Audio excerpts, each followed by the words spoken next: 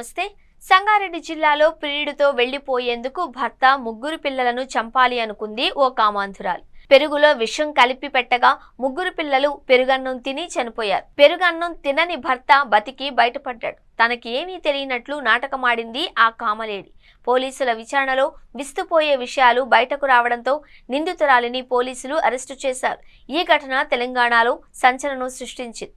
ఇది మరొక ముందే మరో కామలేడి తమ వివాహేతర సంబంధానికి అడ్డుగా ఉన్నాడు అని ప్రియుడితో కలిసి భర్తను చంపించింది.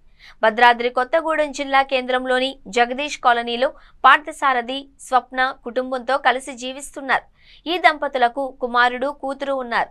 భద్రాద్రి కొత్తగూడెం జిల్లా ఏటపాక మండలం నెల్లిపాకలో ప్రభుత్వ ఉపాధ్యాయుడిగా పనిచేస్తున్న సొర్లాం వెంకట విద్యాసాగర్తో స్వప్నకు పరిచయం ఉంది. స్వప్న తల్లి ఇంటి దగ్గర వెంకట విద్యాసాగర్ ఇల్లు అద్దెకు తీసుకుని ఉండగా 2016లో స్వప్నకు పరిచయమయ్యాడు. పరిచయం కాస్త వివాహేతర సంబంధంగా మారింది. అప్పటి నుంచి వారి మధ్య వివాహేతర సంబంధం కొనసాగుతోంది. ఈ విషయం పార్థసారథికి తెలియడంతో దంపతులు చాలాసార్లు గొడవలు పెట్టుకున్నారు. పార్థసారథి ఎన్నిసార్లు మందలించినా స్వప్న తన సంబంధాన్ని కొనసాగిస్తూనే ఉంది. ఇదిలా ఉండగా స్వప్న భర్త పార్థసారథికి మహబూబాబాద్ జిల్లా దంతాలపల్లి ఎంజేపీలో హెల్త్ సూపర్వైజర్ ఉద్యోగం వచ్చింది. ఫిబ్రవరి నుంచి అక్కడ విధులు నిర్వహిస్తున్నాడు. సెలవులున్నప్పుడు ఇంటికి వచ్చి వెళ్లేవాడు. అప్పుడప్పుడు స్వప్నకు వీడియో కాల్ చేసి మాట్లాడేవాడు. పార్థసారథిని ఎలాగైనా అంతమొందించాలి అని స్వప్న తన ప్రియుడు వెంకట విద్యాసాగర్కు చెప్పింది.